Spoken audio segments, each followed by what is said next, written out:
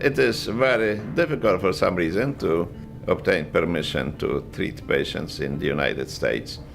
I think this country has the finest bureaucratic regulations in the world, and the other countries are way behind. Here, the patient has to go to very difficult bureaucratic process, which usually most of the patients will not be able to go through because they die during the process.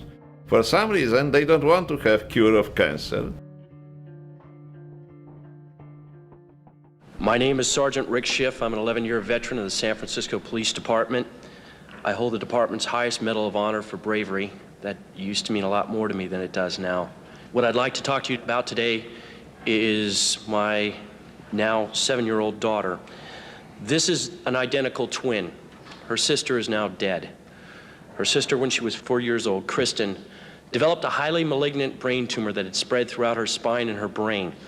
The doctors told us that we had really two options: take her home, let her die, or bring her in for massive dosages of chemo and radiation simultaneously. In either event, she was going to die. They were quite certain of that, and very quickly. Believing her only chance to be the standard route, we gave her the chemo and radiation. It burned her skull so bad she had second-degree burns and her hair never came back.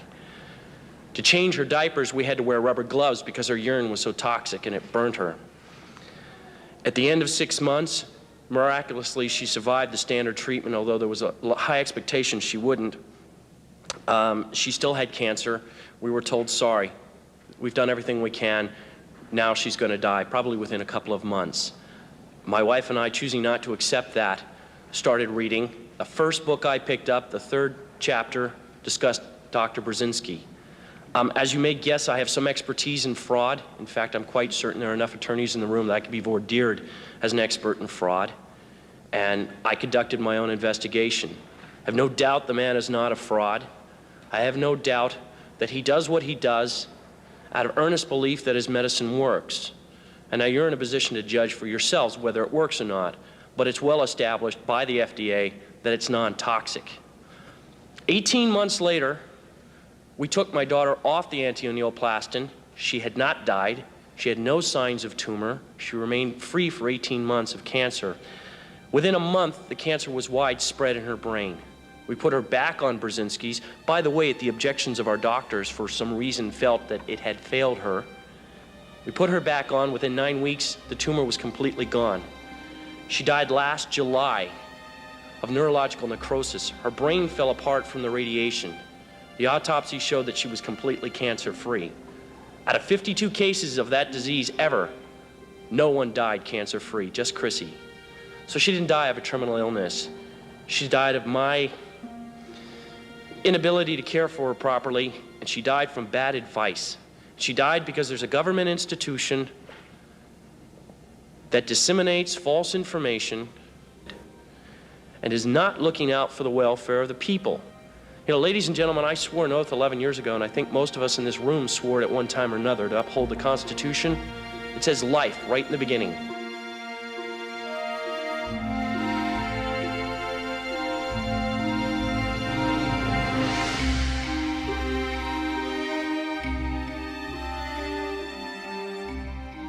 I first heard of Dr. Burzynski back in the late 1980s when he was in a battle with the Texas Medical Board and the FDA regarding his innovative approach to cancer.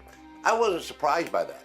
Anyone who's innovative in medicine creates waves in the medical system. However, in his case, I was continually surprised that they didn't put him out of business. I kept hearing about him. So in the mid-1990s, I said, Dr. Burzynski, I want to come down to visit your clinic and find out what you're doing. It's very new to me. When I arrived, he had 7 charts ready for me to review that had been reviewed by the National Cancer Institute, who also made a site visit the year before. The National Cancer Institute reported that these 7 patients were either in complete remission or there was substantial improvement. I was astounded. Dr. Burzynski had MRIs of brain tumors known to be almost universally fatal that had simply disappeared. A Polish native named Stanislaw Burzynski attended Lublin Medical University, where he graduated first in his class at age 24, and then received his PhD in biochemistry the following year. While undergoing his research to acquire his PhD, Dr. Burzynski made a profound discovery. He found a strain of peptides in human blood and urine that had never before been recorded in biomedical research. As his curiosity in these peptides evolved, he made another profound observation. People who were inflicted with cancer seemed to lack these newly discovered peptides in both their blood and urine, while those who were healthy and free of cancer appeared to have an abundance of these peptides. Dr. Burzynski theorized that if he could somehow provide a way to chemically extract these peptides from the blood and urine of healthy donors and administer these peptides to those with cancer, perhaps it could be useful in treating the disease. Before I started, I asked the lawyers for the advice. Can I use experimental treatment, which was the treatment of angioplastons? Can I use this in my private practice, and can I be involved in cancer research? Simple as the private company. Dr. Burzynski's attorneys investigated both state and federal law to find out if it was legal for him to start his own biomedical research company, making antineoplastons and administering them to his patients within his private practice. They found that according to both the Texas state and federal law, the use of any drug or new drug can be used to meet the immediate needs of the patients of a licensed doctor, particularly when there is no other available option for them. The law stated that such activity was not governed at the time by the Texas Food, Drug, and Cosmetic Act and is not otherwise unlawful under the laws of the state of Texas. However, Dr. Burzynski would not be legally allowed to introduce or deliver antineoplastons into interstate commerce, which means he had to keep his activities only within the state of Texas to avoid breaking any federal laws. As long as he did this, his actions were not within the regulatory authority of the FDA. However, once word began to spread that Dr. Burzynski was successfully treating what was once considered terminal incurable cancer patients, people began traveling from all over the country to receive antineoplaston treatment. We're talking with Dr. Stanislaw Burzynski, who is an MD and a PhD, has done some experimental work in the area of cancer, and has come up with some very interesting studies, which have been backed up by about 4.5 years of investigation. We've had 2 patients who appear to be in differing states of remission. Now, we started to talk a little bit about the medical community's acceptance of all of this. How is your research funded? Initially, my research was funded from National Cancer Institute and from Baylor College of Medicine. After I decided to open my laboratory, the only funds available for me were loans from the banks, patients' fees, and payments from the insurance companies. Could you stand for just a minute, Dr. Gardner? This is Dr. Harold Gardner. Now, is there anything about this that you find controversial? I mean, his treatment, does it have a good scientific background hypothesis and really controlled studies behind it? Yes, as the science of investigation goes, Dr. Burzynski's studies have been quite professional, certainly as creditable as most at Wayne State and the University of Michigan and others, which I'm tied to directly. The controversy is less in his approach on a therapy basis than it is his approach organizationally. And much of the medical and hospital industry operates as a very closed shop. And if you have ideas that might in one way or another jeopardize that economic base, you fall into disfavor very quickly. That is an incredible statement that you've just made. And I've been involved with several patients who have chosen options in Europe and in Canada, and those options are not available in this country because of economic and organizational reasons, not because of scientific reasons. Thank you. Wow.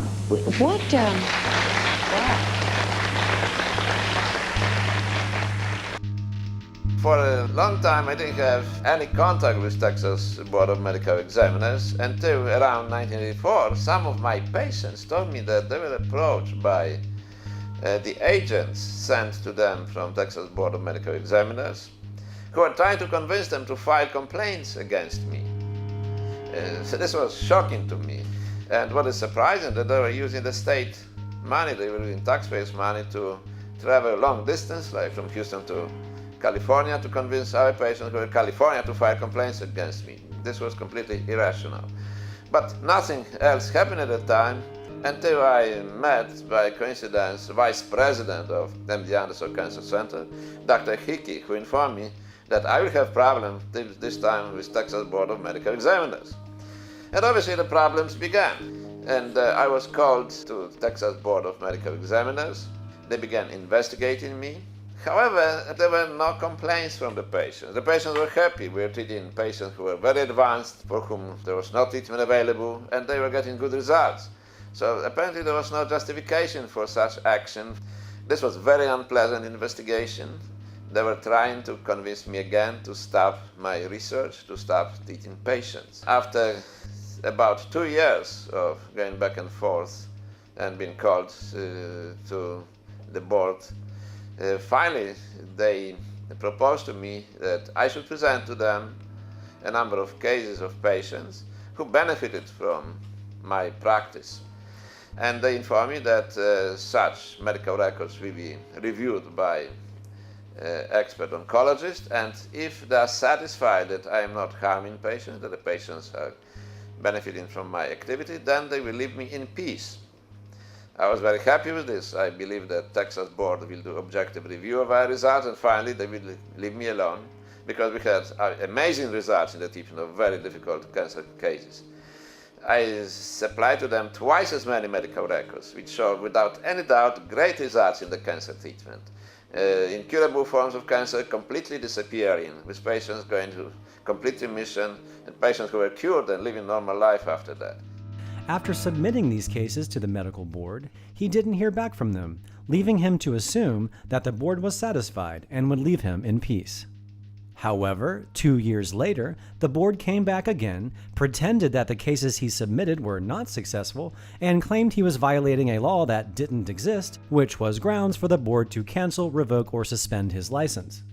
It was a shock to me. I believed in justice, I believe in high ethics of the board, but this was just a lie.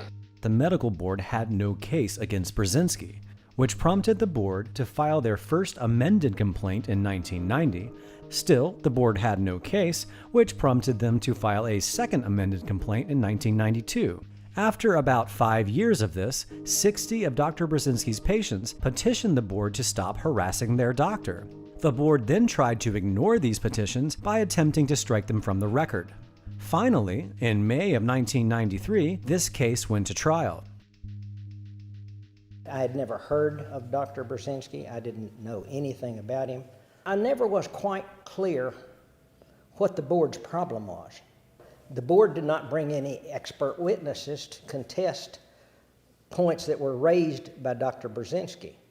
Now, without an expert witness to render an opinion in certain areas, I can't give any credence to opinion raised by a layman. And Dr. Burzynski brought in Dr. Nicholas Petronas. Some of the most dramatic testimony on Dr. Burzynski's behalf came from Dr. Nicholas Petronas, Doctor, I want you to have a seat up here, please. a Georgetown University expert who was a member of the National Cancer Institute's team that analyzed 7 of Dr. Burzynski's cases. The basic conclusion was that in 5 of the patients with brain tumors that were fairly large, the tumor resolved, disappeared. It's amazing, the fact that they are living. It's impressive and unbelievable. He was quite a witness. He said he had never seen anything like what Dr. Burzynski was able to accomplish with his anti-neoplastons in brain cancer. He had one young boy there who had been treated. He was about 12 at the hearing, strapping lad, good-sized boy. But when he was first started on treatment when he was about 4 years old. I think his name was Paul. He was given up on by his original doctor. When Mary Michaels took the stand on behalf of her son Paul, she trained her eyes on the state's attorney. I mean, I have enough to worry about when I go to bed at night about my son and my family. I don't need to worry that this treatment's going to be taken away. What do you think might happen if... Oh, never mind. Never mind.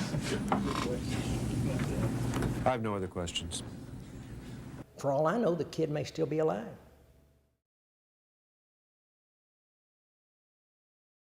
The tumors will grow, they will lose the vision, they will be paralyzed, and they will die, because there's nothing in the world which can be used to save these patients' life. You intend to continue doing just what you've been doing until somebody is able to stop you. Is that not true? I'm going to do what the law will allow me to do, Mr. Helcom. I do whatever is necessary to bring my medicines to approval in the United States and everywhere in the world, and bring you to justice for causing the deaths of 200 patients. And I will come back here to haunt you until you are dead. Are you threatening me, Dr. Burzynski? I'm not threatening you, but that's what's going to happen in the future. Well, I think that's something that'll remains to be seen. They weren't real happy with me. I could tell that from the way they were talking to me and asking questions. Then they told me after they were going to rewrite my proposal for decision and take adverse action against Dr. Burzynski, and I said I thought that was rather foolish. The state of Texas wants Houston doctor Stanislaw Burzynski to stop treating his patients with drugs he produces at his own pharmaceutical plant. The drugs, called anti-neoplastons, are non-toxic compounds of proteins and amino acids, often lacking in cancer patients. Even though the state of Texas acknowledges that the drugs may be helping some who are terminally ill, the state says the drugs shouldn't be used. This is the State Board of Medical Examiners, which licenses doctors in Texas. This is the agency challenging Dr. Burzynski in court. One judge has already told the board members that they don't have a case. All of this nonsense which is going now should disappear, because they should realize that I am right, okay? They're fighting losing battle. I am saving human lives, and if they put me out of business, the people will die. This is the brain of an 8-year-old boy with a huge tumor most thought would kill him. He used Dr. Burzynski's drug. Images of his skull taken 6 years later show the tumor has almost disappeared. Dr. Bruce Cohen is the director of neurologic oncology at the prestigious Cleveland Clinic. The only explanation is that it shrunk because of the therapy Paul has received. He confirmed Dr. Burzynski's results on Paul. 7 years that we've had Paul, and he's been healthy, and I owe it to this man. And there's no way that I'd ever be able to thank him enough for what he's done for us. Today, that boy, Paul Michaels, and his anxious family sit in the courtroom with other patients. Undeterred by the 1993 ruling, the Texas Medical Board took Dr. Burzynski to a higher district court. Of course, this time, they knew they couldn't raise any issues about whether or not his treatment was effective. The Texas State Board of Medical Examiners, which has fought to suspend Dr. Burzynski's license because his treatments have never been approved, says, quote, the efficacy of anti-neoplastons in the treatment of human cancers is not of issue in these proceedings. It takes a bureaucrat to come up with that idea, because a layman, that would really be the question. Well, Dr. Burzynski has won his latest round in court. The medical examiner's order was reversed, but that is not expected to be the end of his trouble with the state of Texas. The Texas Medical Board took this case all the way to the Texas State Supreme Court, leaving the Texas Medical Board completely unsuccessful in their efforts to remove his medical license. So, if efficacy was not an issue, and Dr. Burzynski wasn't breaking any laws, then why would the Texas Medical Board continue on with this empty pursuit? Well, it was eventually realized, even by the mainstream press, that the Food and Drug Administration had been pressuring the Texas Medical Board to continue trying to take away Dr. Burzynski's medical license. For this story, we wanted to talk to the FDA about its policies and procedures. The agency did agree to talk to us on background where it wouldn't be quoted, but it repeatedly refused our requests for on-camera interviews. While they were busy pressuring the Texas State Medical Board to try to revoke Dr. Burzynski's medical license, they were even busier trying to revoke Dr. Burzynski completely from society by trying to place him in prison. On March 12, 1976, FDA Bureau of Drugs Director Richard Kraut states in the cancer letter, when anyone other than large institutions ask permission to conduct clinical trials, you want harsh regulations. Sometimes we say it is proper to hinder research. And once these guidelines were adopted, the FDA would consider itself bound by them. In 1982, Kraut states again, I never have and never will approve a new drug to an individual, but only to a large pharmaceutical firm with unlimited finances. And so, the fiercest fight in FDA history began. Dr. Burzynski's dealings with the FDA commenced in 1983. At that point, the FDA commenced a civil action to try to close the clinic and stop all patients from receiving the medicine. Before the judge in this case had announced her ruling, the FDA sent her a letter warning her in advance, if this court declines to grant the injunction sought by the government, thus permitting continued manufacture and distribution of anti-neoplastones, the government would then be obliged to pursue other less efficient remedies, such as actions for seizure, also known as raiding his clinic and home, and condemnation of the drugs, also known as a propaganda campaign, or criminal prosecution of individuals, also known as throwing Dr. Burzynski in prison. Regardless of these threats from the FDA, the judge in the case basically said that he can treat anybody he wants in Texas, but he can't ship his medicine in interstate commerce. The FDA viewed that as a failure and told Dr. Burzynski's his attorneys at the time, that they have other ways to get him. Let's talk about the other ways. In 1985, the FDA convened a grand jury to hear evidence to try to indict Dr. Burzynski. In connection with that, they had a raid of his clinic where they seized 200,000 pieces of paper, including all of his medical records of all patients. A little difficult to practice medicine when you don't have medical records. Obviously, they came armed and they confiscated all of our medical records. And it took us about 12 years or 14 years to recover these medical records. In the meantime, we are permitted to make copies of the medical records in their office, but it was also the neglect of human well-being. We are treating very sick people. They took medical records, and we needed these medical records to really fight for the lives of these patients, but they took this away. They didn't care for these patients. The patients could die. They were not important. They presented the evidence to the grand jury, no indictment. 1986, they come back, seize another 100,000 documents, no indictment. I just have real trouble in knowing how much pain and what people go through with cancer. And since 1967, you've been saying, I can take care of that, and people are going, forget it, don't pay any attention, and you've gone outside the country and they say fine, and here we say no. Are we that backward, doctor? Yes. Well, what do you mean? Yes. Are we that backward? It's really unfortunate that there's a big gap between people's pain and suffering and what the powers that be are willing to accept, to give, to be able to treat. It's difficult for doctors to belie 10, 12 years of training and go against that and believe that some guy from Houston has come up with something. Isn't part of your problem that the treatment of cancer is a very profitable industry for a lot of companies, and that your treatment right now will eat into those companies' profits? And bingo. They'll do anything to suppress you.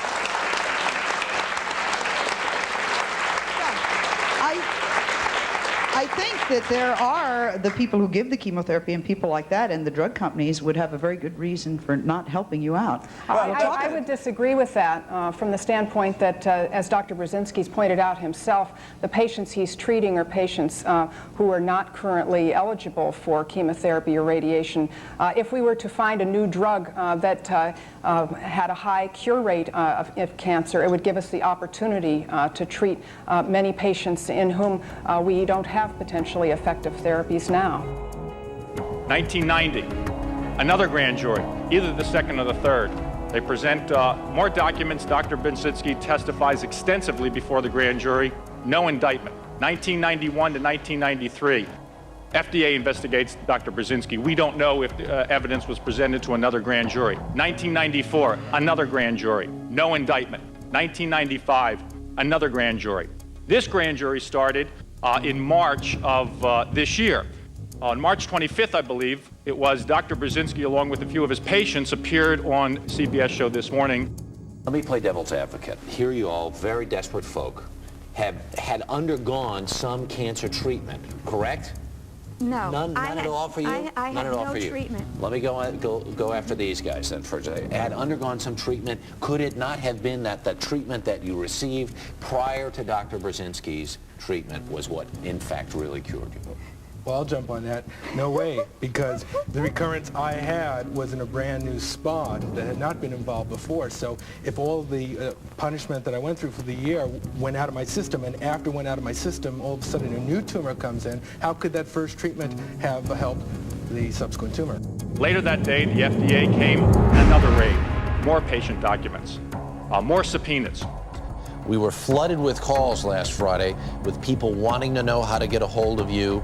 They're going to see this story this morning, see that you've been raided by the FDA, and they're going to want to know if you're for real or if the concerns of the FDA may have something to do with your treatments and the viability of your treatments. Well, I don't think, let me jump in here. I don't think there's really an issue, as I mentioned, regarding the safety of the drug, and the FDA isn't contending at this point that the drug doesn't work. The only issue is that according to the FDA, it has not been proven by controlled clinical trials. So at least in terms of safety, the FDA isn't saying that it's not safe, and the FDA isn't even saying that it doesn't work. Right now, they're just contesting, or apparently they're contesting, whether Dr. Burzynski himself has been shipping the medicine out of state, which in some respects is quite ridiculous since he has approval to ship the medicine out of state to various cancer institutions around the country. He ships it out of the country to various countries because it's being used in other places, and he ships it to individuals who have been granted permission by the FDA to receive the medicine under what's called a compassionate use INDs. Okay. May, June, and July, more witnesses testified before the grand jury, more documents. So we've had now 4, 5, or 6 grand juries. Let me talk about the subpoena practices. Most recently, the FDA has now subpoenaed the medical records of every patient who has gone on TV and told their story about Dr. Burzynski. We'll let the committee judge what they think of that. We talk about dissemination of false information by the FDA. 1985, FDA tells anyone who calls and inquiring about Dr. Burzynski that he's being criminally investigated. When the judge on the case found out about that, he issued a cease and desist and a strong reprimand against that. The FDA now has refined this tactic. Instead of waiting for people to call up the FDA, what they've done is subpoena all the records from Dr. Burzynski about his business associates and all the researchers around the world, and there are many of them who are researching anti-neoplastons, his therapy. Now what they're doing is systematically contacting everyone who does business with him, who may do business with him, and telling about the grand jury investigation and subpoenaing documents. I believe that they're doing this in order to make the FDA, to make it more difficult for him to do business. I'd like the following questions to be asked the FDA. How much money have they spent in the last 10 years to try to put Dr. Burzynski out of business? How many documents can they subpoena, and how many more grand juries does he have to go to? And why can't patients who have advanced cancer seek the medical treatment of their choice? Upon the commencement of the FDA's 1995 grand jury against Dr. Burzynski, an oversight and investigation subcommittee was organized by Congressman Joe Barton in an attempt to intervene in the FDA's relentless harassment of Dr. Burzynski and his patients. In my opinion, you have every right to use the investigative authority and the judicial resources of the federal government through the Justice Department to convene a grand jury. That's very appropriate. The first time, perhaps even the second time. It becomes questionable the third time, the fourth time, and the fifth time. It is not, I think, an unlogical conclusion to think that the FDA has a vendetta against Dr. Burzynski or wants to retaliate for some reason. Now, that's my opinion. How many grand jury investigations have to occur that result in and no finding of fault before you, as commissioner of the FDA, would encourage those within your organization to cease and desist. Mr. Chairman, how do you know that there were no findings of fault that were returned from that grand jury? There have been no indictments returned. Mr. Chairman, I asked counsel to comment, but I don't think those are the same. As a matter of law, those are the same things. I'm baffled by the splitting of hairs here, but I'm just trying to understand the exchange between the witness and the chairman. What I understood the chairman to say is that there have been 4 grand juries convened? At least 4. I just am left then with a rather strong inference that if you convene 4 separate grand juries and there's no indictment returned, notwithstanding that prosecutors tell us always that it's possible to indict a ham sandwich, that probably there's not much there. Dozens of Dr. Burzynski's patients who had traveled to Washington, D.C. from all corners of the United States stood up and expressed their outrage with the FDA and Commissioner David Kessler. The FDA has made a list and decided who can live and who will die. I guess I didn't make that list. I've had no chemotherapy. I've had no radiation. I chose Dr. Burzynski instead after a lot of research and a lot of searching. I've been in remission since 1989. Dr. Kessler, I'm not a statistic. We're frustrated that our rights, constitutional rights, have been violated. This has got to end. My children are asking me, Daddy, what does the future hold? My one daughter wrote a letter to the president of this country and said, please don't pull the plug on my daddy. And that just broke my heart and broke my wife's heart. My husband is a walking miracle. 16 months ago, the doctors told us there's nothing else they can do, and they told us to enjoy what little life he has left. Look at him. He biked 32 miles after being on Dr. Burzynski's treatment for 2 months, and they're saying we can't have it? I have a report from my family physician which tells how well I am doing. My tumors are leaving my body, and my condition is improving every day. Now the FDA is saying to me, no, your doctor is a criminal, he should be put in jail, and he needs to be shut down. This is criminal.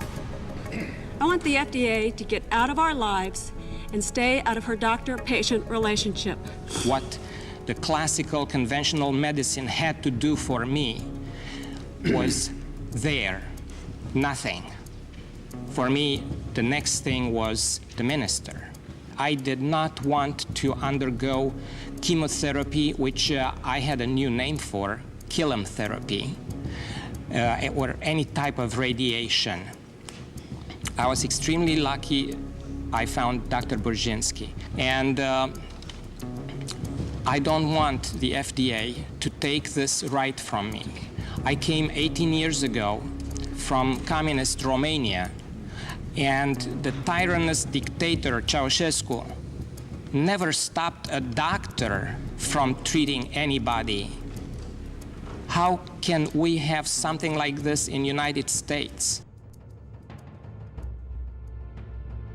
Barely a week after these hearings, on November 20th, 1995, Dr. Stanislaw Burzynski was indicted. Burzynski was charged with 75 counts of violating federal law and fraud. If convicted, Burzynski would face a maximum of 290 years in a federal prison and $18.5 million in fines. Not to mention what would happen to his patients. He is their last chance for life, but now the federal government is issuing a death sentence for the patients of this cancer doctor. On February 9th, Houston federal court judge Sim Lake ruled Dr. Burzynski's treatments have been, quote, illegal under Texas and federal law since 1984, and he ordered them stopped on all but a handful of patients. Then he put a stay on his own order, a stay of execution. I believe that most of these 300 people will die within a short period of time if the treatment is stopped. In 1996, not only did scores of Dr. Burzynski's patients return to Washington, D.C. to protest his indictment, but many of them testified again before another congressional hearing headed by Congressman Joe Barton. Our first witness is Marianne Canary, is that correct? Yes, that's correct. From Aurora, Minnesota. This is Dustin Canary, and he is on Dr. Burzynski's anti-neoplastic treatment. This is my husband, Jack Canary. Now, in February of 1994, our lives were drastically changed. My son, Dustin, was only 2.5 years old at the time. He was diagnosed with a brain tumor the size of a golf ball. The surgeon removed 75% of his tumor, and the remaining 25% was diagnosed from a biopsy as a malignant, very aggressive medulloblastoma brain tumor, one of the most deadly forms of brain cancer. The doctors told us Dustin had only a few months to live. The first treatment offered us was radiation, but the radiation doctor told us that at his young age, Dustin would become a vegetable, and it would only extend his life for maybe a few months. The next doctor wanted us to enroll Dustin in an experimental chemotherapy, which was highly toxic. The side effects would include hearing loss, kidney and liver damage, bladder, stunted growth, and a possible leukemia. One question I would like to ask is, would you do that to your child? We weighed the harm these experimental drugs would cause against the fact that they would not cure Dustin, and decided not to subject him to these drastic measures. But our oncologists told us that their opinion took precedence over us as parents. This put added stress to the already stressful situation we were in. In April of 1994, we visited Dr. Stanislaw Burzynski in Houston. Dr. Burzynski made us no promises, but said that he often had very good results with brain tumors. At worst, it would not hurt Dustin, and it offered the best hope and a longer quality of life. An MRI 6 weeks after we started Dr. Burzynski's treatment revealed no tumor. We were very overjoyed. Dustin continued anti-neoplastic therapy, and 1 year later, a tumor 1 inch by 1 inch in size was found on the MRI. That would be April of 1995. Dr. Burzynski immediately raised Dustin's dose of anti-neoplastins. There were still no harsh side effects at all. The next MRI in September of 1995 revealed that the tumor had almost disappeared again. To this day, it has not reappeared. If you look at Dustin right now,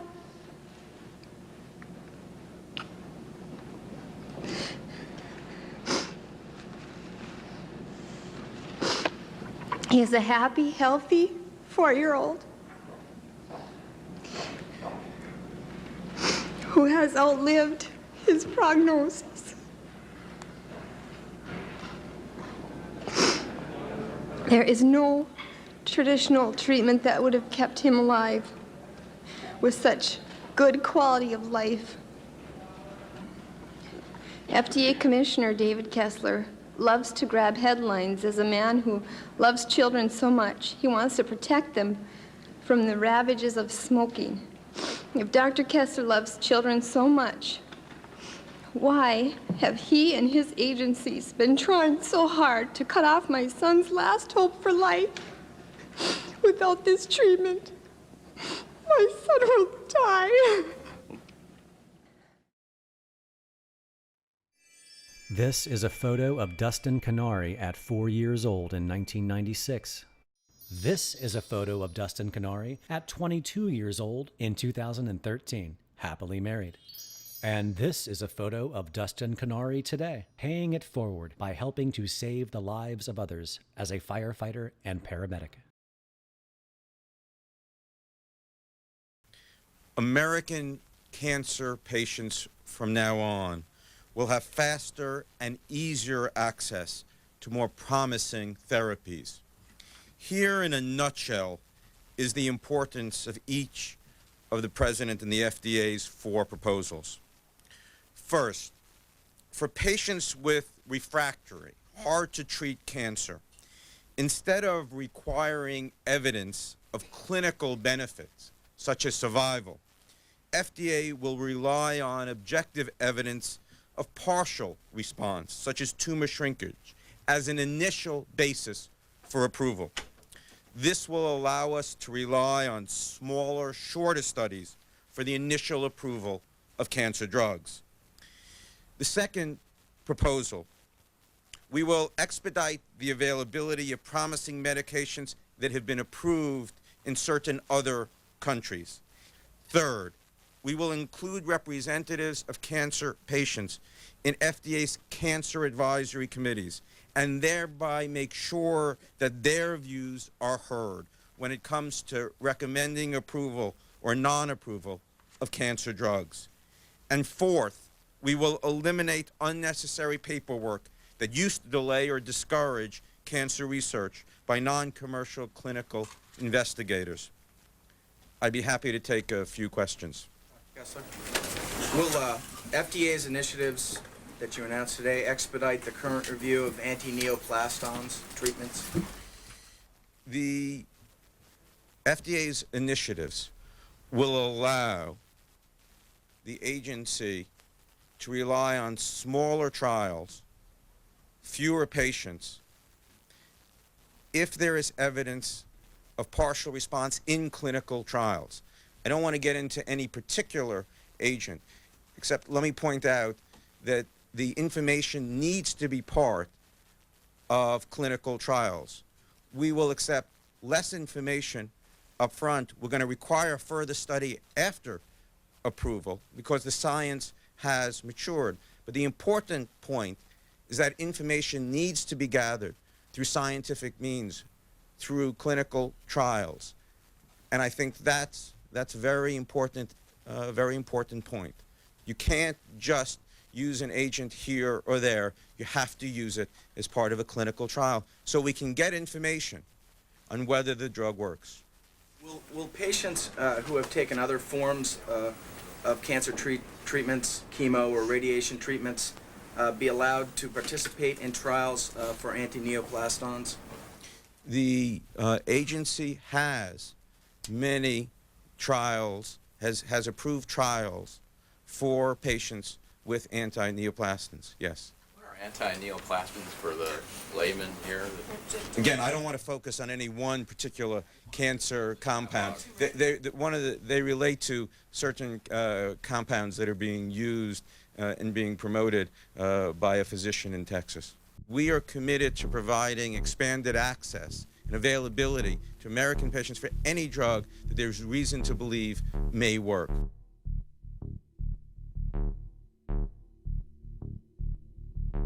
They would not back down in making sure Burzynski's criminal trial moved forward. Federal prosecutors concede that a cancer doctor they will put on trial here in January for using an innovative but unapproved drug has been saving lives. The prosecution marks the first time the FDA has tried to jail a scientist for using a drug on which he is conducting FDA-authorized clinical trials. In a pretrial motion, Assistant U.S. Attorney Mike Clark objected to a defense request for the jury to visit the chemical plant where Dr. Burzynski manufactures anti-neoplaston. The jury visit request is a thinly veiled effort to expose the jury to the specter of Dr. Burzynski in his act of saving lives. Whether anti-neoplaston does or does not work is not an issue, and the jury should not be asked to decide the question. He added that if the issue comes up at trial, it would be an irrelevant, emotional, prejudicial, and misleading concern. The issue of whether anti-neoplastons work may not even come up during the trial. The judge says that's not relevant, but the defense contends that's exactly the point, that what was done in developing the drug and administering it was done to save lives. This trial cost the American taxpayer $60 million, while costing Dr. Burzynski over $2.2 million. $700,000 of Burzynski's legal defense was raised primarily by Dr. Julian Whitaker through his newsletter, Health and Healing. After Dr. Whitaker wrote of the plight and injustice being done to Dr. Burzynski, his readers sent in close to 18,000 checks and small donations for Burzynski's legal defense. The trial is expected to last about 2 months. The jury will then decide whether Burzynski is a fraud or a medical pioneer. On March 4th, 1997, due to a deadlocked jury, the judge declared a mistrial. And after saying the government had not presented sufficient evidence, he ordered that Dr. Burzynski be acquitted of nearly half of the 75 counts. You voted to acquit? To acquit, absolutely. Not guilty. Not guilty. I voted for acquittal. I voted my mind and my heart. I do not believe that Dr. Burzynski is a criminal. And I had voted to acquit. But the FDA was still not backing down. They took Dr. Burzynski to trial again.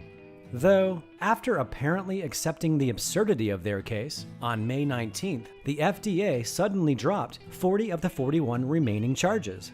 The FDA's facade in trying to convince the world that Burzynski was a criminal was completely unraveling. Even the jurors who voted not guilty in the first case took time off of work to join the patient's protest in front of the courthouse during the second case. I am appalled at the Food and Drug Administration and their actions.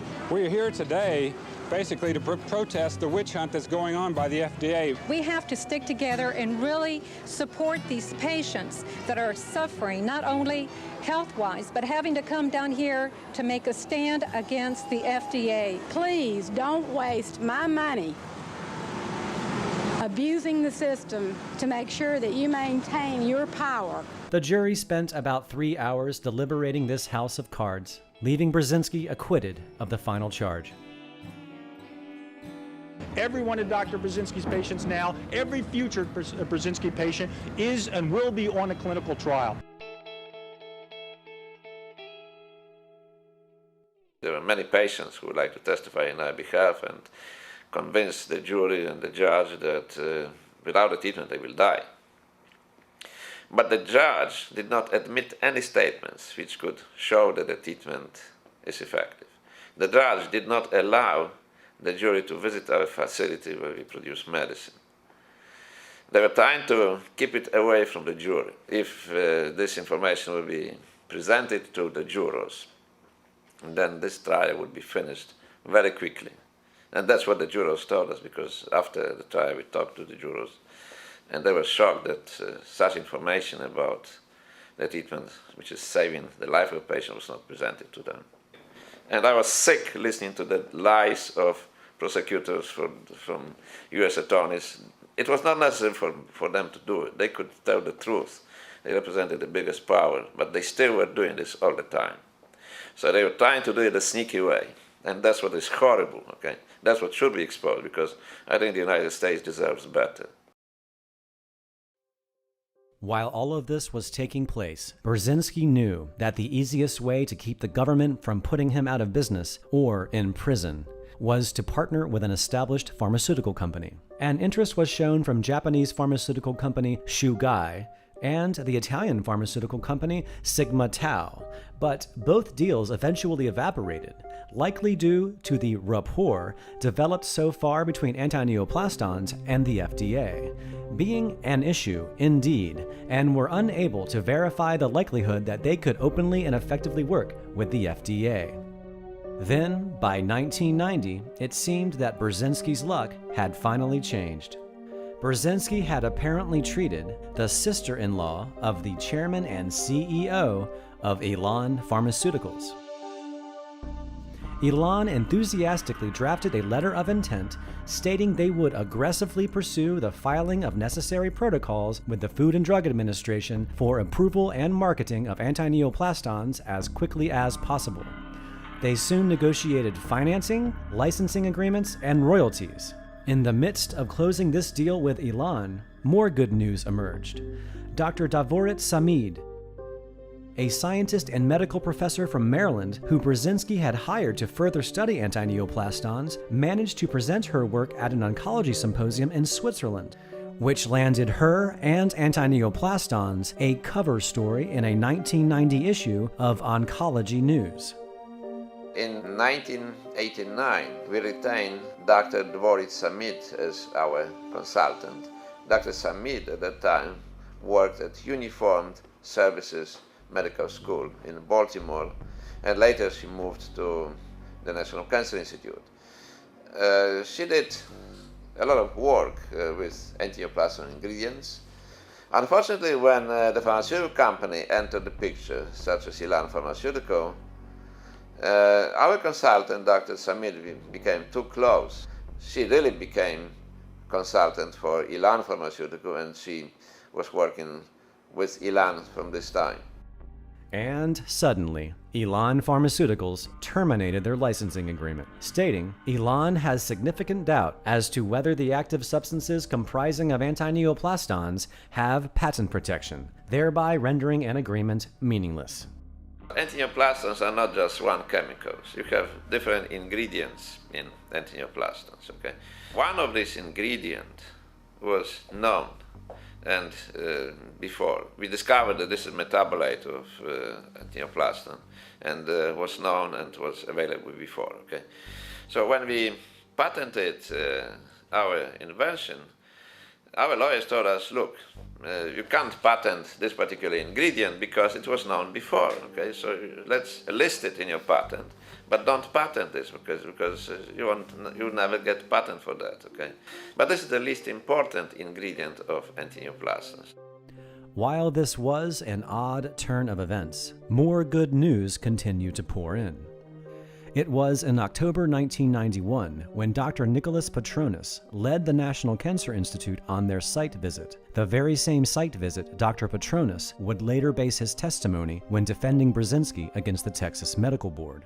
This site visit not only confirmed that antineoplastons were curing what was previously considered incurable brain cancer, but it garnered their interest in conducting a confirmatory trial under Division of Cancer Treatment sponsorship at the National Cancer Institute.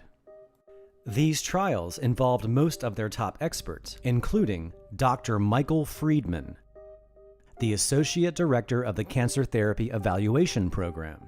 In a memo addressed to his director, Dr. Friedman wrote, "I thought you would be interested in this.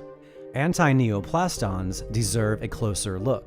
It turns out that the agents are well-defined, pure chemical entities. The human brain tumor responses are real." The National Cancer Institute's Decision Network then convened and gave the green light to conduct government-sponsored clinical trials of antineoplastons. Initially, everybody was very excited about it. Everybody would like to proceed. The people who reviewed our results, the experts from the NCI, they did a very good job. They were critical, of course, but they were also highly complimentary for the way we treat patients and the results we got. Okay, so it looks like everything should open and we move forward. Suddenly, everything came to the stop, and then we found that a few months later, Elan received permission to do clinical trials with this particular ingredient. Okay, ours was pushed back for something like 4 years, and then Elan was allowed to proceed with this one suddenly. When Elan terminated their business deal with Burzynski, they went behind his back, recruited Dr. Davorit Samid, and partnered with the National Cancer Institute, where Dr. Samid soon became a section chief. Elan then co-sponsored laboratory research and clinical trials testing only this single ingredient. called phenylacetate, the same chemical that Burzynski was advised he couldn't patent, and had already proven to be quite limited against cancer as a single substance as far back as 1980. After the treatment in a small number of patients, we found that the activity was quite limited. That's why we decided to abandon phenylacetate and we use the other antineoplastons. One of them contained phenylacetate as the second ingredient. Phenylacetate alone has very small activity. It's not very effective. In 1994, I started working for Deborah Samid. She didn't let me know that one of those compounds is from Burzynski, Dr. Burzynski. It's just say phenylacetate and show me all the published paper about phenylacetate and its analogs and their anti-cancer activity.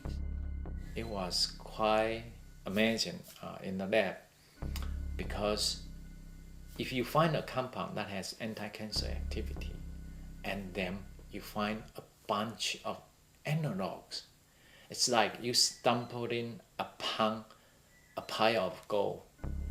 So people would think, hey, patents, that sort of thing. Devoted under her leadership, we find a lot of biological activities of these compounds. So it would have anti-cancer activity. So the scientists at Johns Hopkins tried to patent these compounds. But of course, Devoted was working with Iran pharmaceutical company at that time. So those guys at Johns Hopkins didn't have any chance of patenting those compounds. So, but it's interesting that she would complain in the lab and saying that these guys, it's try to, go behind her back and patent these compounds. While Burzynski was facing continuous harassment from state and federal agencies, the earliest phenylacetate studies were published in April of '92, authored by Deborah Samid, hosted by the National Cancer Institute. Burzynski sat in awe as he witnessed the National Cancer Institute recruit one of his researchers, push his research aside, and begin to test phenylacetate without him, reporting, phenylacetate is both effective in inducing tumor cell maturation and free of cytotoxic and carcinogenic effects, a combination that warrants attention to its potential use in cancer intervention. 1995, in the lab, I was still with Deborah, but I smell fishy. Something is not right. The first paper Deborah published about phenylacetate, if you look at the methodology section, there's the BRI abbreviation.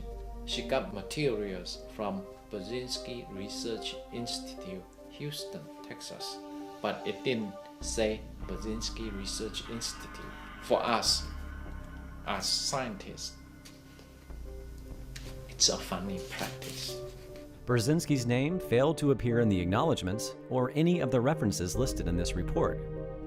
Burzynski knew these tests would fail, since he had already proven this in his own laboratory 12 years before.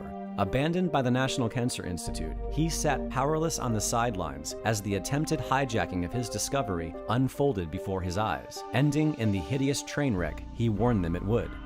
The National Cancer Institute, Ilan, and Dr. Samid spent over 4 years and tens of millions of dollars testing phenylacetate.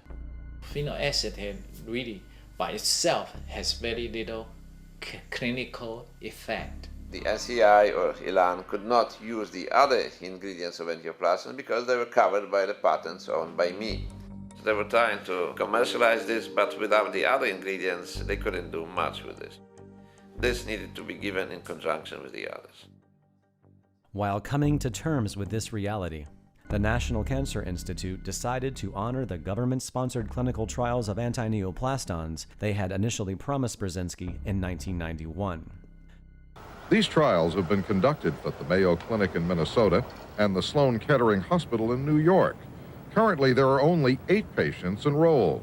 I'm very dissatisfied with that because our desire is to achieve the proper enrollment in as quickly a manner as we can in order to really test this hypothesis. Friedman blamed Burzynski for this slow motion, saying Burzynski restricted admissions to the trials too stringently. To speed things up, admission standards for the trials have been lowered to bring in patients in worse physical condition. This over Dr. Burzynski's strenuous objections. We got the idea that the main interest is to let this patient die rapidly and make sure that treatment will never work. Dr. Burzynski has threatened legal action to halt these new admissions, and NCI has suspended recruiting, leaving the trials with just those scientifically unsatisfactory 8 patients. Meanwhile, both the FDA and the Texas Medical Board are still trying to stop Burzynski. On May 8th of '95, less than 2 weeks before this broadcast, the National Cancer Institute issued an internal memo to all of those involved in the anti-neoplaston trials. For the record, the Clinical Trials Monitoring Service has been instructed not to send any anti-neoplastons clinical trial data to Dr. Burzynski, the Burzynski Research Institute, or anyone inquiring about the anti-neoplastons clinical trials. Any inquiries that may be related to the trials or Dr. Burzynski are to be referred to the Associate Director, Dr. Michael Friedman. Friedman then taunts Burzynski. I must convey my deep pessimism. We are in no way obligated to obtain your consent. Your insistence on dictating the manner in which we conduct or review these clinical trials is both presumptuous and inappropriate. The future of these trials rests entirely with the NCI, since our primary obligation is to the American public. Burzynski responds, your letter of June 6 conveys pessimism. My letter conveys outrage. Patients were admitted against admission criteria, their treatment was discontinued, and their lives were jeopardized for frivolous reasons. In spite of your promise, we never received any detailed data on these patients. There must be a reason why you are afraid to provide us with complete copies of medical records. It took us at least half a year before we forced NCI to release some of this information to us. And then we found that they severely violated protocol. They did not comply at all with the protocol. On the top of that, patients were forced to stop the treatment with antioplastons because of massive fluid retention. And this is something which we don't see with antioplastons. Typical effect of antioplastons is dehydration, which means elimination of the fluids. The patients are losing a lot of fluids to the point that they have to drink a lot of extra fluid. We don't see increased fluid retention. I was curious why this could happen. I knew that the patients were receiving a lot of intravenous fluid, but then we learned that perhaps the fluid which they were receiving were not antineoplastons. In October of 1995, the National Cancer Institute's Cancer Information Service issued a public statement for anyone inquiring about their clinical trials of anti-neoplastons. In it, they stated, because these studies were closed prior to completion, no conclusions can be made about the effectiveness or toxicity of anti-neoplastons. To their credit, and according to the scientific standards set by the National Cancer Institute, this was indeed the truth.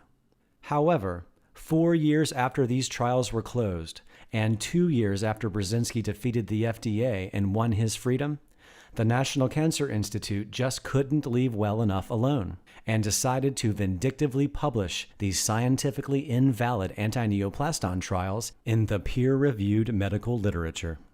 In it, they described how 9 patients were treated, and no patient demonstrated tumor regression. However, whoever was responsible for publishing this report was apparently careless enough to also include the anti-neoplastons concentrations detected in the blood of the 9 patients during treatment. We compared this to the data which we have in our studies. We found that they were severely diluting the medicine, and this was why the patient had fluid overload. Antioplaston AS2-1 consists of 2 ingredients, which is called phenylacetate and phenylacetylglutamine, and about 2.7 times lower level of phenylacetate in patients' blood compared to what we see in our patients who receive successful treatment. phenylacetylglutamine, there is about 36 times lower level in patients' blood compared to what we see in our patients receiving the right dosage of antineoplastons. And the concentrations of phenylacetyl isoglutamine, one of the main ingredients of antineoplaston A10, were close to 170 times lower than what we see in the treatment of patients with antineoplastons. And that's what we found from patients' husbands or patients themselves, okay? That's what they were doing, okay? So this was horrible, okay? This was like a criminal act, okay? They should be prosecuted for that, okay? Because obviously they knew what they were doing, and they knew that these patients have really no chance to respond to any treatment. They are going to die, okay? And that's what happened. After we realized what they do, we decided to force them to stop clinical trials. And since then, obviously, National Cancer Institute hates us, okay? They do whatever they can, obviously, do not cooperate with us anymore. In the past, when NCI or its assigned entity conducting an alternative cancer therapies, they always altered the protocol and let it fail to discredit the therapy. But this time, the pharmacokinetic data shows that they didn't do it right. And most scientists would not look at it carefully because Papa is telling you something and you don't question him. After the National Cancer Institute intentionally violated all protocols of their own anti-neoplaston trials, and after all state and federal agencies had failed in their 14-year campaign to remove Burzynski from society, after all of the dust settled, a profound truth began to emerge. It was October 4th, 1991, that America's National Cancer Institute hosted their site visit to Burzynski's clinic and verified for themselves that anti-tumor activity was documented by the use of anti-neoplastons. 17 days later, on October 21st, 1991, the United States of America, as represented by the Department of Health and Human Services, and Dr. Davorit Samid filed a patent for anti-neoplastons AS2-1. They even had the audacity to include Burzynski as a reference. The invention described herein may be manufactured, used, and licensed by or for the government for governmental purposes. At the time, Burzynski had no idea this had happened, but did have his suspicions when they began to openly test phenylacetate without him, and the National Cancer Institute knew it. In an April '93 NCI memo distributed to those involved with Burzynski, they state their concerns. Political issues are a real concern. Congressman Bedell is concerned we are taking the anti-neoplastons away from Burzynski. Burzynski has patent on anti-neoplastons. Since phenylacetic acid, or phenylacetate, may be the active component in anti-neoplastons, our involvement has become an issue. 5 months later, the United States of America and Dr. Davorit Samid file their second extended patent on anti-neoplastons. And guess who else was in it? In March of the following year, America files its most extensive updated anti-neoplaston patent to date, spanning 111 pages. 7 months later, they file a fourth one. June 6, 1995, the United States government has a field day filing their 5th, 6th, 7th, and 8th extended patent on anti-neoplastons. The following day, America files its 9th, 10th, and 11th extended anti-neoplaston patent. And a couple of months after the 11th patent was filed, Dr. Michael Friedman leaves his position at the National Cancer Institute and becomes Deputy Commissioner of Operations for the Food and Drug Administration, working directly under Dr. David Kessler. And by November of that year, after a decade of failed grand juries, the United States of America's Food and Drug Administration finally manages to indict Dr. Burzynski. 1 month into America's criminal trial against Burzynski, America's first patent on anti-neoplaston AS2-1 is approved. A month after America fails in their second trial against Burzynski, their second and third anti-neoplaston patents are approved. Over the course of the next 3 years, the United States Patent Office approves all 11 copycat patents on anti-neoplastons AS2-1. And as we know, all of this was done based on the fact that the United States, which is National Institute of Health, together with pharmaceutical company, which is Elan Pharmaceuticals, was trying simply to steal my invention. That's what they wanted, okay? It's not that we had successful visit from the National Cancer Institute in which they determined that this treatment works great, and they decided that we should go through phase 2 clinical trials, which will be sponsored by them. No. This gave the idea of some higher-ups at FDA to conspire with pharmaceutical company so that they can steal the invention from me and get it because it was good, okay? So that's the whole story, okay? And they knew that if I be still free, they won't be able to do it. Because they knew that if I would sue them, they would have a chance in court because we have our patents before, okay? So that's why the attempts from them to wipe me out financially, to put me to prison, to attack me from every possible angle, FDA, which is federal government, state government, to be able to steal my invention, okay? That's the real thing from the National Cancer Institute and Elan Pharmaceutical. They failed. We survived and we moved forward. These patents are full of useful information. Aside from noticing their blatant infringement, compositions and methods for treating and preventing cancer using the distribution of anti-neoplastons AS2-1's ingredients, they enthusiastically state the neoplastic conditions treatable by this method include neuroblastoma, leukemia, myelodysplasia, acute glioma, prostate cancer, breast cancer, melanoma, lung cancer, medulloblastoma, and lymphoma, to name a few. They also point out how anti-neoplastons can also be used as a cancer preventative.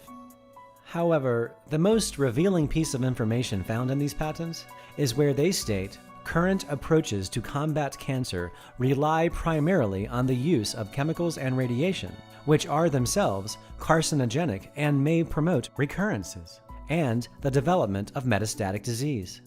Let's read that one again, shall we?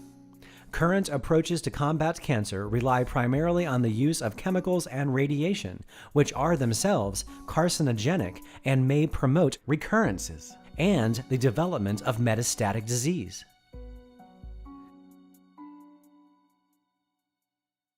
They in some time have a creed. It's to separate the medicine from the medicine man. And of course, these higher up at NCI or whatever, they think, hey guys, we have been doing this for years.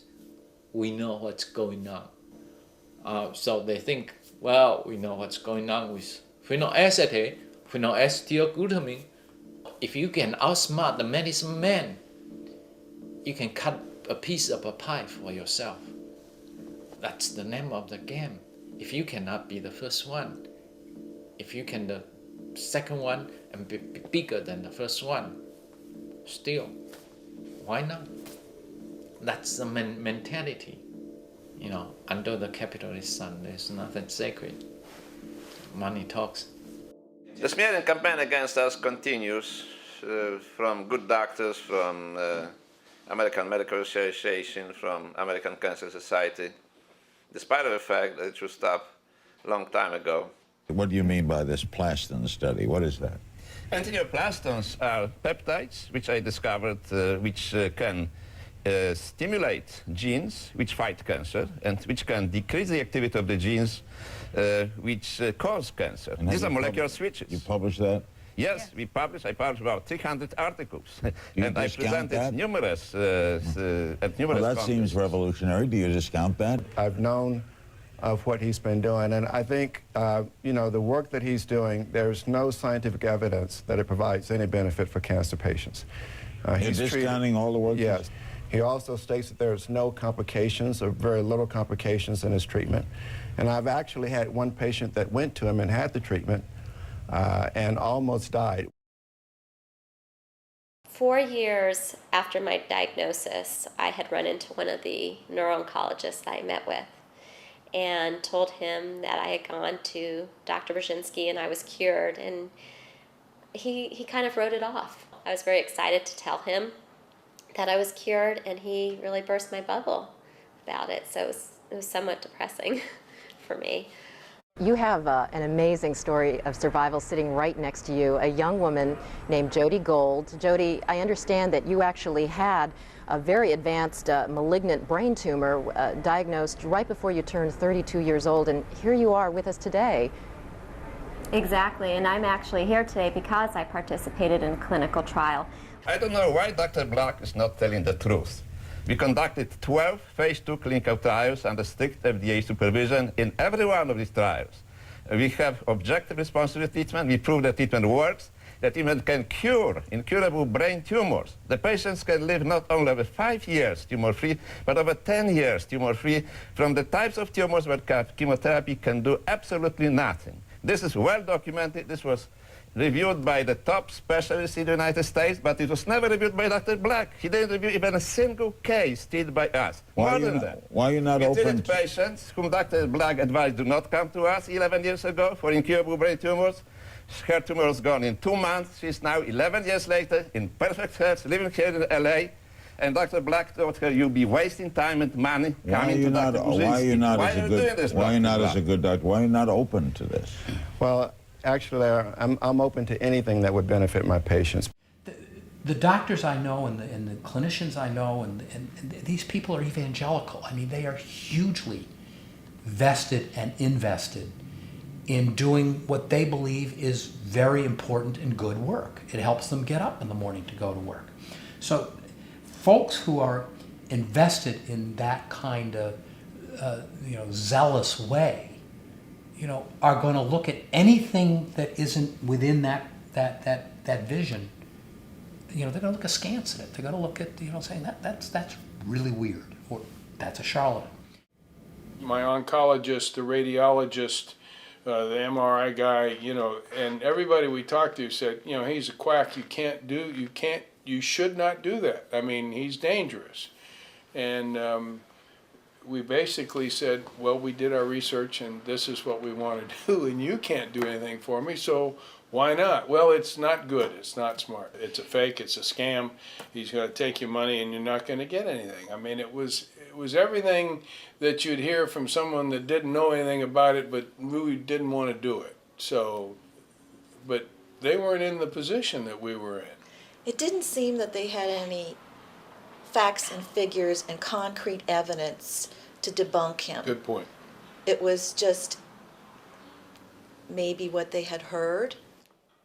One doctor told Susan, if you were my sister and you wanted to go to Dr. Burzynski's clinic, I would stand on the runway in front of the airplane to keep you from flying to Houston. He got a little dramatic about it. I got pretty thoroughly annoyed with some of these doctors who would tell me he's a crook, a quack, a charlatan, he's never really cured anybody. And I would ask them, how do you know this? Well, it's just what I've heard. So I would say to them, if you think you're a scientist, how can you go based on just what you've heard? If Dr. Burzynski's treatment is so effective, and so many of his patients say that it is, why then is it not used here at MD Anderson, one of the nation's leading cancer hospitals? Simple, say doctors here. It doesn't cure cancer. Well, I don't have any evidence, that's for certain. Dr. Mari Markman is head of research at MD Anderson. His claims have certainly not reached the level of acceptance in the medical community. He says there can be lots of explanations why certain patients recover, but to say it's because of Burzynski's treatment, you can't say that, he says. And if there was such proof, if it worked, you'd be all over it. Absolutely. But Dr. Burzynski thinks there may be something else at work. Big institutions may not like being upstaged by an outsider. The doctor at MD Anderson disagrees. We had actually asked the endocrinologist at MD Anderson about Dr. Burzynski, and he told us he was a quack and that there was no evidence that worked. But at that point, it was like, well, yours doesn't really work either. You know, I looked at it like, well, you know, if she's got approximately 9 months to live, then, you know, we come over here and we don't have all the side effects. Well, you know, in 9 months' time, which am I going to be better off doing? Right. If the ending result is the same. I think what is amazing is that Dr. Burzynski has had a vision and a passion and a zeal for 40-odd years, put up with being called everything short of and probably even including a witch doctor, because of his firm belief that he can save people's lives. And I mean, what that says about his character and the fiber of his backbone to be willing to take that on, and to be alive when and recognized when it happens. I mean, there are many times in history where great inventors, you know, the inventor has basically died or was impoverished before they had a chance to see the fruition of that great invention, and he's got a chance of doing that. In 1840, Ignaz Semmelweis, an Austrian obstetrician, noted that over 20%, that's 1 out of 5, women giving birth in the hospital died 4 to 6 days later of puerperal fever. These women were then autopsied in the basement of the hospital. And the doctors who performed these autopsies wore no gloves. Can you imagine that? Believe it or not, they then would leave the autopsy room and go straight to the delivery room to assist other births without even washing their hands. Then Dr. Semmelweis's good friend and fellow physician accidentally cut his finger while he was doing an autopsy. In 6 days, this doctor died with the same signs and symptoms of puerperal fever. All of a sudden, Semmelweis knew. He realized that the doctors were transferring the disease from the autopsy room to the delivery room, and he urged his colleagues to simply wash their hands. For this unforgivable sacrilege, he was drummed out of the medical profession, and he died in an insane asylum. Now today, we have the same kind of arrogant commitment to belief. But with cancer treatment, we have $1 trillion business built on those beliefs. So if you think Semmelweis had a problem, just imagine the problem Dr. Burzynski faces. There was no money involved in hand washing versus non-hand washing. Dr. Sawanabari wants to figure out how the clinic administers anti-neoplastons and targeted gene therapy. Dr. Burzynski has been working with doctors in Japan for years. In fact, it was evidence from patients in Japan that convinced the FDA here to allow earlier studies in stage 2 trials. His method is very safe and also very effective. So I'm sure that this is the new strategy of cancer treatment.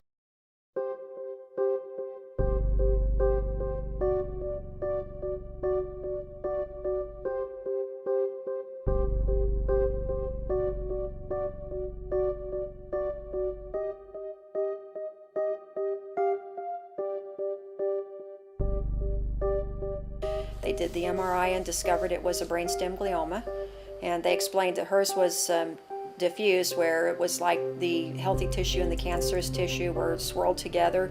So of course surgery wasn't an option, and with the radiation they suggested, her prognosis was probably going to be about 8 to 18 months. The thing is, with the radiation, what it would do to you, from what I understood, was they would shoot the beam through your ears and the beam would burn your healthy and your cancerous cells inside or outside in. So all your hair around your ears would be gone, never grow back. Your ears would become deformed and burnt. You would become deaf because you couldn't hear. It would also destroy your pituitary gland, which is the gland that helps you grow as you hit puberty. Yeah, she was 11 at the time, and that was a real concern I had. And it'd make you stay in an 11-year-old body.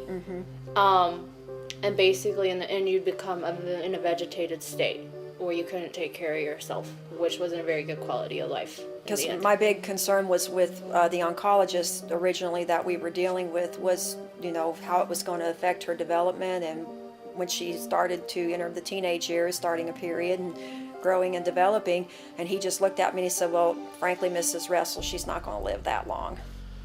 What she would have to go through in those extra months, that would be horrible. I wouldn't want to go through it. Why do it? You're handed the death sentence anyway.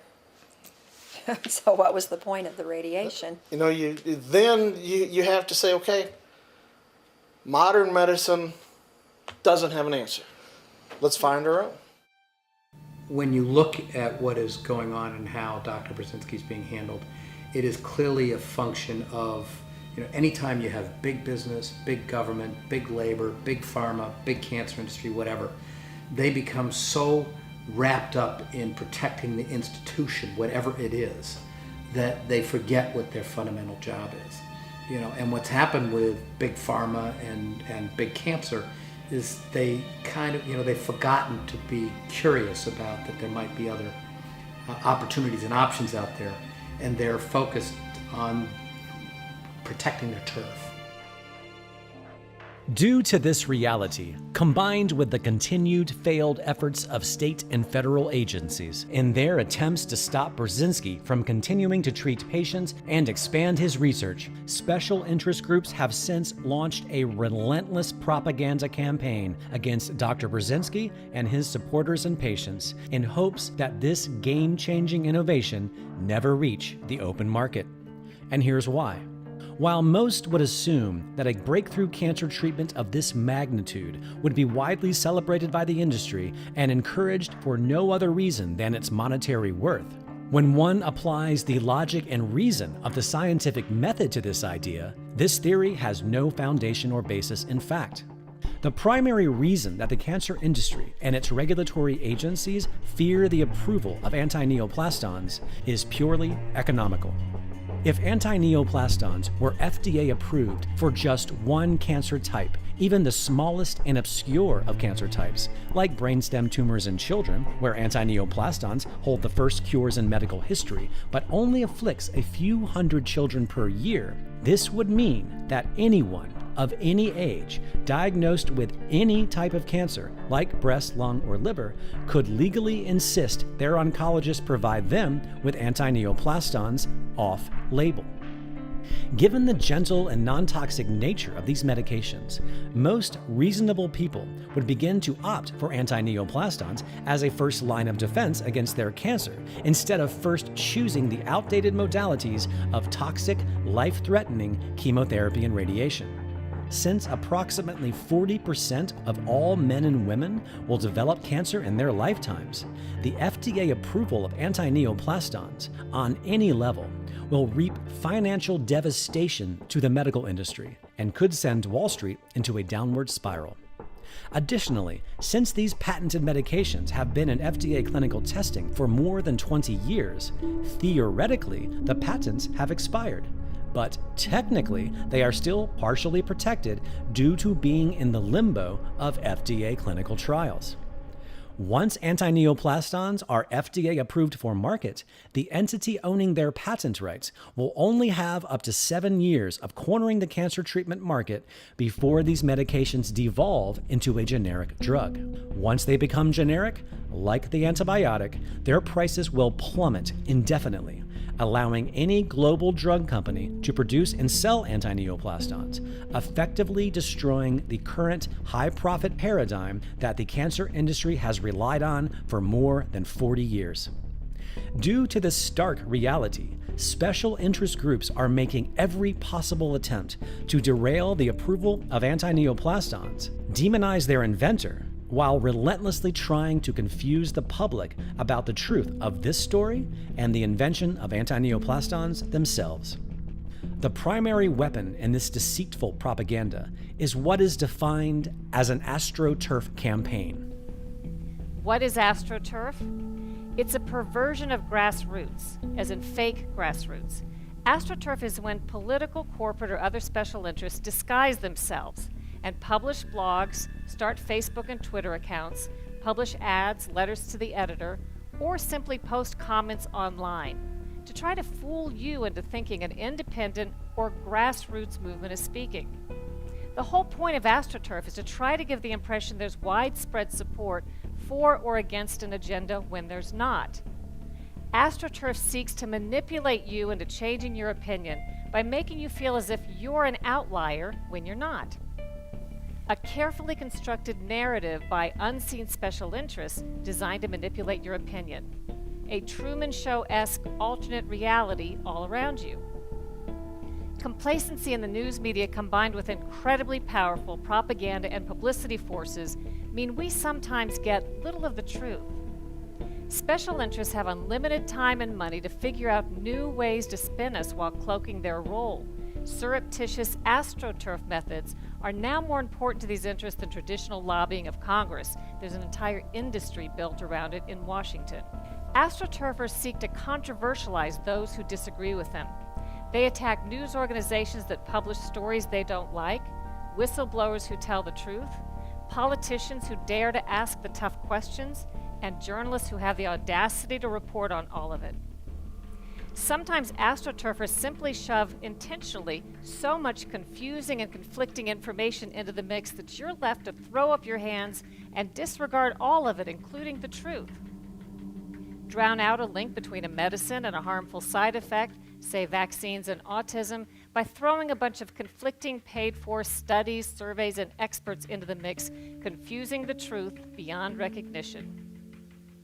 And then there's Wikipedia. AstroTurf's dream come true. Billed as the free encyclopedia that anyone can edit, the reality can't be more different. Anonymous Wikipedia editors control and co-opt pages on behalf of special interests. They forbid and reverse edits that go against their agenda. They skew and delete information in blatant violation of Wikipedia's own established policies with impunity, always superior to the poor schlubs who actually believe anyone can edit Wikipedia, only to discover they're barred from correcting even the simplest factual inaccuracies. Try adding a footnoted fact or correcting a fact error on one of these monitored Wikipedia pages and poof, sometimes within a matter of seconds you'll find your edit is reversed. In 2012, famed author Philip Roth tried to correct a major fact error about the inspiration behind one of his book characters cited on a Wikipedia page. But no matter how hard he tried, Wikipedia's editors wouldn't allow it. They kept reverting the edits back to the false information. When Roth finally reached a person at Wikipedia, which was no easy task, and tried to find out what was going wrong, they told him he simply was not considered a credible source on himself. A few weeks later, there was a huge scandal when Wikipedia officials got caught offering a PR service that skewed and edited information on behalf of paid, publicity-seeking clients in utter opposition to Wikipedia's supposed policies. All of this may be why, when a medical study looked at medical conditions described on Wikipedia pages and compared it to actual peer-reviewed published research, Wikipedia contradicted medical research 90% of the time. You may never fully trust what you read on Wikipedia again, nor should you.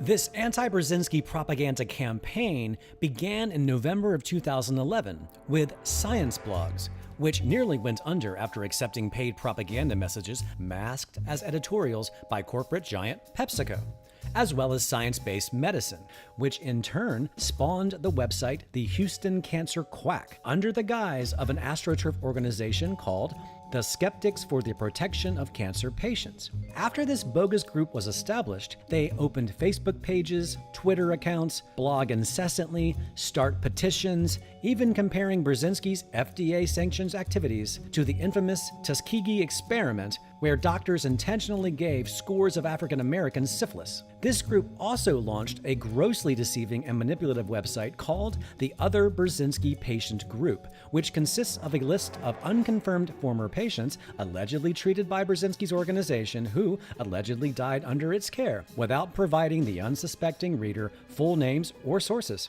This effort was created to usurp a legitimate organization called the Burzynski Patient Group, which has been in existence since the 1990s. This group also bombards the FDA and the Texas Medical Board with petitions, emails, and phone calls accusing those agencies of not doing their job and stopping the Burzynski Clinic and the Burzynski Research Institute from continuing to operate. This group has also managed to fool unsuspecting members of the mainstream press, like Liz Scheibo of USA Today. After they assembled all of these propaganda components on their chessboard, they then deleted the Stanislaw Burzynski and Anti-Neoplaston Wikipedia pages and consolidated them into a single Burzynski Clinic Wikipedia page that they exclusively control. By linking to the articles by members of the press they've manipulated, linking to their own blog posts, while also leaving commentary on PubMed, pretending to be medical experts and reviewers, and then deviously use their own fraudulent medical review commentary as Wikipedia sources to give the illusion that there is overwhelming opposition to the safety and efficacy of anti-neoplastons. This group has also infiltrated and manipulated a global group that calls themselves the Skeptics, a group that ironically promotes critical thinking and the scientific method. The following is what happens when an unsuspecting, card-carrying skeptic who's had the wool pulled over his eyes by this devious group is confronted with fact. And this has been going on for 35 years with no published results in a peer-reviewed journal. That is absolutely untrue. You guys, because you haven't read it, you take the position that it doesn't exist.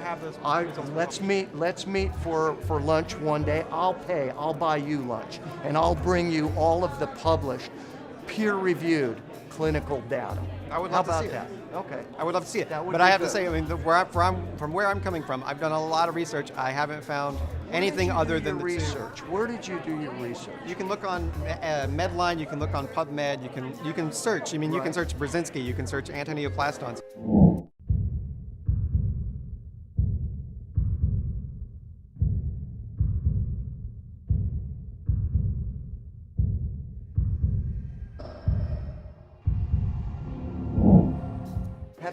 Have you ever talked to Dr. Burzynski? Have you ever been to Houston? No. Have you ever gone to the clinic? Wouldn't you say that it would be a much more effective way and a much better way of getting at the truth of what's going on if you go and talk to him? No, because I haven't talked to every single person in the world who I've ever heard something that I have researched and found to be false. I mean, you don't necessarily believe in unicorns. I have been contacted by numerous people, if not dozens at this point, of a lot of people that have been personally hurt by what you guys are doing. Well, one thing I could tell you for certain. I'm telling you now, it's not right. It's not. You're not doing a morally good thing, and you're hurting people, and people may die as a result of what you're doing. And you think you're saving people, but you're not. And this is what happens when a legitimate member of the skeptic community finds out what these AstroTurf imposters have maliciously done in their name.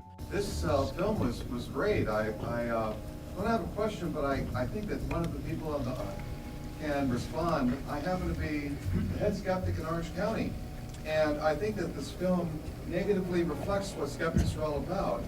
I agree with everything in this film because it's been tested. It's been tested in different countries. So I want you to respond on, I know that there is a skeptic that was introduced in your film, which I am appalled by, being a skeptic myself. I operate on promoting science. I have skeptics groups. I have over 1,000 people in my group in Orange County. And I think that I'm going to recommend this movie to all of them. Thank you very much. I appreciate that. History hasn't changed much. Scientific fact continues to be often based not on science or peer review, but the projected illusion and manufacturing of a perceived majority consensus. Oh, in surprise and alarm. Oh, you mean sort of yes, that's right. otherwise known as pseudoscience, the very idea this opposition vehemently pretends to oppose. So it's August 26th, 2015. Yes. Yeah. Last time I saw you guys was in 2012. We've definitely come a long way. We got married last year, so... Yeah. And that wasn't something that we ever thought we'd be doing. Well, I never thought I'd get married, first off. But obviously, with what happened to Hannah and her prognosis, that looked like it would never happen either. But yeah, it's a miracle, you know. And we have just done everything we can to get on and enjoy our life. Yes! Dr. Burzynski's treatment saved her life. People can think what they want, you know, because, you know, a lot of people think that Dr. Burzynski is, I don't know, a fraud, a charlatan, a crook, or whatever they want to think. And one thing in life, you should always try and respect the beliefs that other people have, you know. But it's very hard to respect the belief of people who really want to see this guy just cleared out, stamped out, killed, well, not killed, but, you know, professionally killed. What I've seen along the way, because I kind of kept all of this away from Hannah. I didn't want her to see how much hatred there is for this guy. And I know he's being taken to court again by the Texas Medical Board, for the third time? You know, twice by the FDA. When's it ever going to stop? But I remember Dr. Burzynski saying something to me. I said, why do you keep doing this, you know? And he said, I have to, you know, I have to keep going. He said, but I probably won't get recognized for this work until I'm dead. And, you know, there isn't a day goes by when I don't think how lucky we are, but how it scares the crap out of me that there are a lot of people who might never get this treatment, and there's a lot of people who are convinced, absolutely 100%, that this treatment doesn't work. She was accepted on a phase 2 clinical trial, it worked, and she's trying to get on with her life as best as she can. Whereas for me, it's a little bit different because I feel a massive debt to him. And I get contacted probably every 2 or 3 weeks by someone with a brain tumor asking me for help and advice. And we want to say thank you, obviously, to you, Eric, because if you hadn't have made this film, I probably never would have found out about the treatment. I want to say a massive thank you to Dr. Burzynski and all of the people in his clinic, because, you know, they went to great lengths to help us. Yeah. You know, this treatment didn't work for everyone, but it definitely worked for some people. We spent 7 weeks at that clinic. Hi, Daddy. Hello, how are you? Yeah, I'm sorry for ringing so late. That's all right. But I'm ringing with really, really good news. Good, that's what I want to hear. Go on, you tell. No, you tell me. I don't think I can. Go on. Tell me. Come on. My tumour has already shrunk by 10%. You're fucking hell, man. Fuck. That is brilliant. Amazing. And when I tried to talk to some of these people, some of the other doctors, none of the doctors who treated Hannah, the oncologist, none of them are interested in what, you know, the fact 5 years, she's nearly now 5 years, which means what? In cancer treatment, that means you're cured, right? Yeah. Thinking, I mean, you made that up, but anyway. But it's just such a crazy world, you know? Such a crazy world, because there are people out there all over the world that could really, this treatment could save their life, and they'll probably never, ever, ever get it. You know, the other thing is, which a lot of people don't know, this Japanese paper, this Japanese data was a phase 2 independent randomized trial, and that's what so many people wanted to see. But it's just so easy to say, oh no, no, no, push it away, push it away, push it away. But because the study wasn't very big, and they put the words in it that basically say it wasn't a big enough number, people just disregard it. It's like toilet paper. Love to see it all over and done with, you know, the drug approved, just him being able to, him getting the recognition that he deserves. So yeah, hopefully there will be a third movie, and who knows, maybe there'll be a happy ending to this, that this drug gets approved.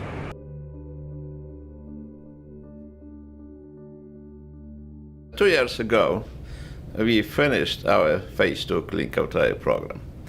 We finished successfully 14 phase 2 clinical trials under FDA supervision, which proved not only increased response rate according to the protocol, which means there was a proof of efficacy coming from phase 2 clinical trials, and a proof that the treatment is well tolerated.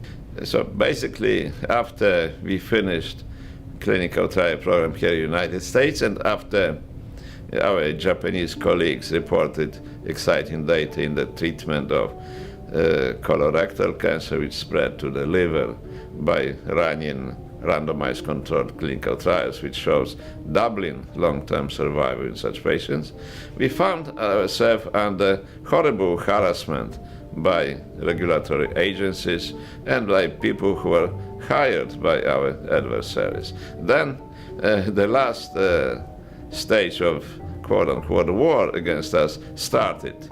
We are exposed to one of the longest in the history inspection by the FDA, which lasted almost 3 months. Then after we are able to sort out the issues with the FDA, and FDA gave us green light to proceed with additional clinical trials and move forward with the approval process, we were furiously attacked by Texas Medical Board based on some frivolous charges.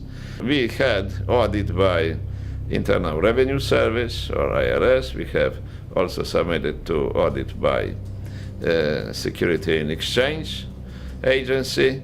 And these things, obviously, we have nothing against, but it costs a lot of time and it costs a lot of money. We are out of this except for Texas Medical Board, which continue to harass us and clearly would like to destroy our clinic. Would like to close our clinic.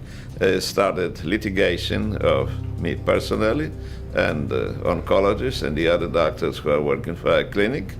So simply, their action is aimed to destroy our activities, and they would like to rush to do it quickly because they realize that we are very close to final approval of our medication. For some reason, they don't want to have cure of cancer.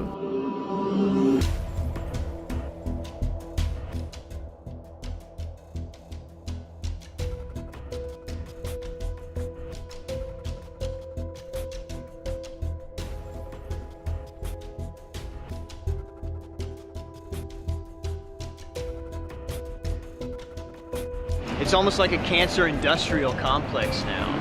And it's heart-wrenching. I think most people think that they're just gonna wake up one morning and find a headline in the newspaper, hey, we just found a cure for cancer, that it's something that is going to be discovered by the pharmaceutical industry. And it's obvious to me, you know, after watching the Burzynski first film and doing the research that I've done, that there are alternative therapies that already exist and that are doing positive things. And then when we have government institutions that use taxpayer dollars that try to fight back against this good that's happening, it's mind-blowing, and I can't sit back and allow that to happen. I was told I had a fatal cancer and that they would treat me for a while with chemo and radiation, but eventually I would die of the disease. Did you die from the disease? No, I'm here today and I'm healthy and happy and so grateful to Dr. Burzynski. Dr. Burzynski saved my life. Do you believe you would be alive without Dr. Burzynski? I know I would not be. But he's fighting the good fight, I believe, for a very good reason. To me, that's the definition of what a hero is. So, of course, I'm going to come out today and support that hero, for sure. I think it's a travesty that a man that is basically bound by his own Hippocratic oath to look after the patients is now being trialed for doing what he was supposed to do. And it calls for a lot of people to stand up against this. It's actually, it's very saddening for me personally. I think that a lot of people aren't aware of how bad this really is. I think that unless we all stand up, things aren't going to get any better. And it really puts the onus back on us as a people. Like we've got doctors that have got out and put their lives, their families, their careers on the line. And Burzynski is one of the best examples you can find in the world of that. And we as a people have to stand for these doctors that need our support, that need a voice to stand for them and say the truth is, and to be bold about it. And I believe they should be exposed to some type of investigation to find out why they did it and why they purposely blindly follow the orders of the people who are behind and who told them to destroy us. So this is something which is a complete nonsense, and which America should investigate, because it should not happen.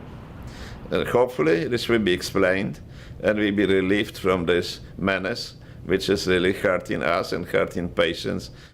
Well, I'm here, first of all, because Dr. Burzynski saved my life. And also I believe that people have a right to choose whatever it is they want to do for their medical health. And that's our freedom in this country. But I'm mainly here because I feel like I owe Dr. Burzynski to show people that what he does is not quackery. I mean, I was given, 2 months to live, and here I am 7 years later, and I'm totally fine. What type of cancer did you have? Breast. I experienced breast cancer. I no longer experience any cancer in my body whatsoever. That's wonderful. My wife was dying. I went to Texas Oncology. They told her to make time to die. You have 60 days to live, or we can give you, serious chemo, and maybe you'll live 1 to 2 years. And so we said, no, we're not accepting that. And we looked around, we found out Dr. Burzynski, went in, and he gave us some hope. He said, I'm not sure, but I think we can turn this around. And in 60 days, the cancer that was in her lungs and in her sternum was gone. It just disappeared.